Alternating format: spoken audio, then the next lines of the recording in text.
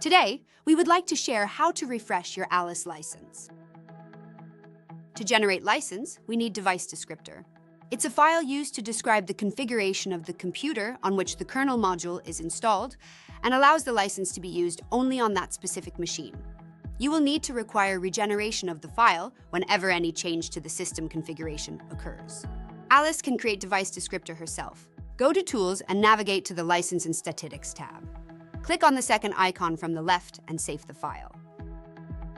If you already generated your device descriptor, send it us or use our license platform to create one.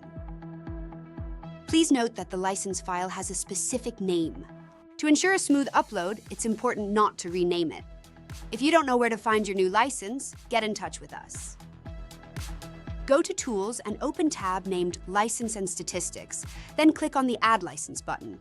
Choose your license from Files and Accept. If you won't see your refreshed license, click on the Refresh button. If you want to check license validity date, go to Tools and open tab License and Statistics. In License Data Panel, you will see all information about your license. Fantastic!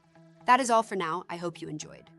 Thank you for watching. Please discover other tutorial videos on our YouTube channel and remember to subscribe.